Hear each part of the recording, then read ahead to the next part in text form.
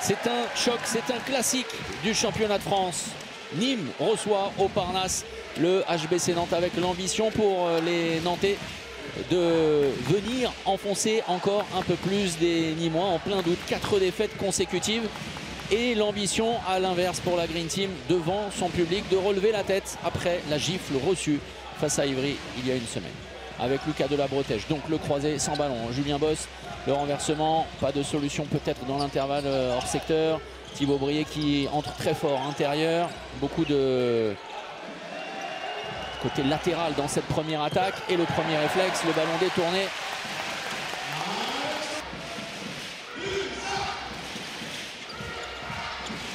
Ah, ça c'est très bien fixé de la part de Julien Boss qui a fait mine dans un premier temps d'aller trouver l'intervalle. Il a voulu attendre la fermeture ailier poste 2 et derrière c'est remarquablement servi et c'est très bien conclu également. Victor Hallgrímsson qui se détend. Bonne entrée dans cette rencontre de la part de Nantais appliqué. Qui a manqué son premier tir de l'aile. Tir à côté du but, c'est vrai que ce n'est pas le... Brié, il transforme les ballons de handball en clémentine de corps. Touché par les blessures également. Qui va disputer à la maison un tournoi de qualification olympique. Quel geste absolument génial. Pas de 2 minutes alors que sincèrement il y aurait pu y avoir une sanction. Ça va dans tous les sens. C'est nouvel arrêt. Victor Hallgrímsson, Mohamed Sanad. L'entraîneur de l'USAM, Conradson qui retourne. On insiste beaucoup côté droit et c'est un tir forcé parce qu'il y a la frustration. L'erreur de Théo Haulange. Mal positionné dans ce genre de situation. Ce mal profond qui ronge la tentative de passe cachée. Et c'est récupéré le poteau. Théo Monarque a failli réaliser quelque chose d'énorme. Mohamed Abdelak, tout feu tout flamme. Le ballon est lâché. Et le but pour la réaction. Julien Robichon, plus d'opportunités. Il va falloir tirer de suite. Voilà, perdu. Il reste du temps. 10 secondes, il faut désormais se hâter. 5 secondes avec ce ballon trop appuyé. Il y avait beaucoup de précipitation de la part des Nantais sur cette montée de balle et Thibaut Brié s'en veut même presque de ne pas avoir tenté sa chance. On en reste là à la pause, 15-10. L'impression que nous a laissé cette équipe nantaise avec beaucoup de sérieux et d'application. On va voir notamment sur le début de la seconde période savoir si Nantes est capable de continuer à imprimer cette domination, savoir si le sentiment de révolte entreaperçu sur les 3 dernières minutes de la première période est encore palpable côté nîmois. Il va falloir se réveiller de toute façon. Il va falloir que le public du Parnasse joue un rôle essentiel pour tenter de déstabiliser cette belle machine huilée qu'est le H. Avec Jean-Jacques Aquevillot. C'est pas mal, c'est beaucoup moins bien sur la fin. Cette passe, Premier ballon perdu, ça ressemble s'y méprendre. L'état de l'équipe, à cet instant, il n'y aurait vraiment aucun adversaire plus favorable qu'un autre. Super finition de Julien Robichon. Avec François Xavier au programme. Saint-Raphaël en déplacement. Une équipe qui est en train pour le moment d'être en tête face à Montpellier. 23-21, il reste une vingtaine de minutes. Un autre déplacement à Limoges parce que ça dépend de la régénération personnelle. Ça c'est plutôt très bien joué. C'est bien, la solution passe par Tempoyer depuis 10 ou plus de 10 minutes. Et on est revenu à cet écart de plus 5 en faveur de Nîmes. On est revenu à 0 en seconde période par rapport aux 15 à 10 de la fin de la première. Disons que quand ça enfle, ça n'augure pas de la gravité de la blessure. Bien sûr. Il attaque à nouveau, encore Coldi Odriozola, peut-être. Allez, c'est un ballon qui va revenir à 4 longueurs et ça peut peut-être relancer les choses. Et cette fin de match. Oh, quel arrêt important! Quel arrêt de Victor Hallgrímsson qui vient climatiser le Parnasse, prêt à prendre feu, clairement. Il est très fort dans les duels dans cette seconde période, Victor Hallgrímsson, notamment face à Julien Robichon, disons-le clairement, et dans une situation de contre-attaque. Hein. C'est-à-dire un duel, oui, mais des joueurs nîmois qui arrivent très vite. Et c'est peut-être le problème d'ailleurs.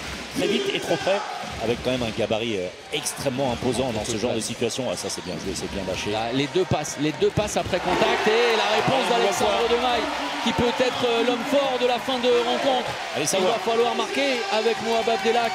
Une fois, peut-être, Sissoko, le ballon est lâché, en titre, et c'est sifflé. Ça a été sifflé aux grandes dames des Nîmois. Oui, mais pourquoi ça a été sifflé? C'est quand même mis à 20 ans. Ouais, c'est un titre incroyable acquis par les filles. Un 3-6 face à la Hongrie.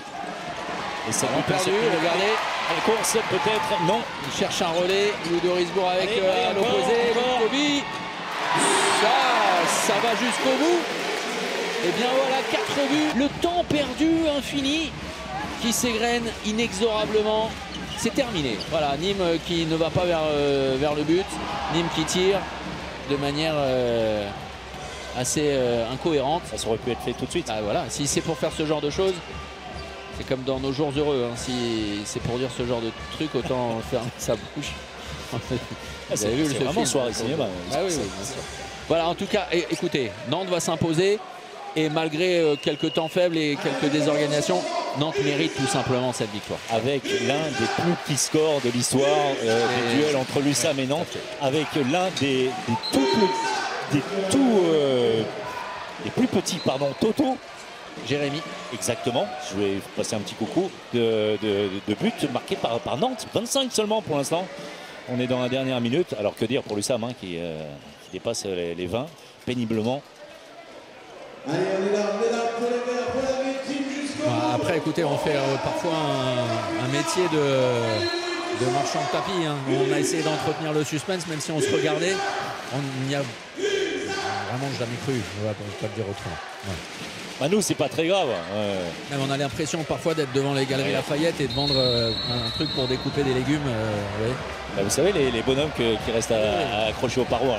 Le baroud, comme en fin de première période, des Nîmois qui se sont donné peut-être l'espoir, mais Victor Hallgrímsson qui a été très bon ce soir et qui est battu par Mouab qui a répondu présent pour son retour. François-Xavier, ça c'est peut-être l'une des satisfactions pour les Nîmois.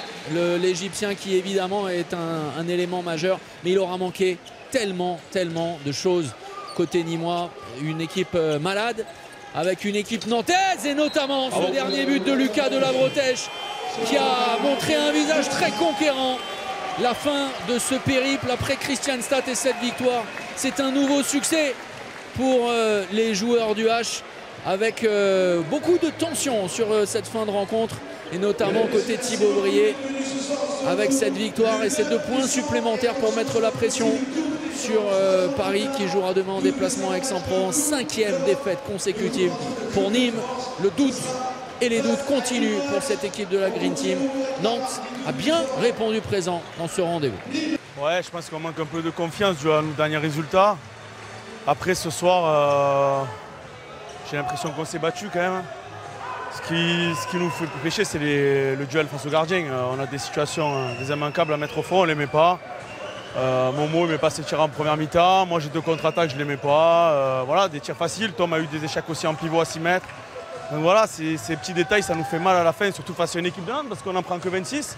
Je pense que défensivement, ça a été pas trop mal, mais sauf qu'on ne met pas les ballons quand on a les occasions. Et quand on est à -5, -6, au lieu de les faire douter en revenant à 3-4 buts, eh ben, on ne le fait pas et ça nous fait mal à la tête. Dans le positif, c'est sûr que l'entame de match, les 20 premières, même les 25, c'est excellent. Ce qu'on fait, on a défendu super fort. Victor, il a fermé quand on avait des trous. En défense, franchement, ça a gardé. Ça fait plusieurs matchs. On a augmenté de niveau et là, on prend 20 buts contre Nîmes. C'est excellent. Il faut qu'on continue comme ça. Après, en attaque, on a eu du très bon et du très mauvais aussi. On a perdu beaucoup de ballons.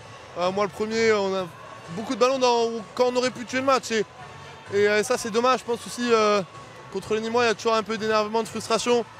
Peut-être que ça s'explique, mais en tout cas, là-dessus, il faut qu'on progresse. Comme si Victor n'avait pas fait autant d'arrêt ou si on n'avait pas été aussi bon en défense, on aurait pu se faire attraper et se faire peur en fin de match.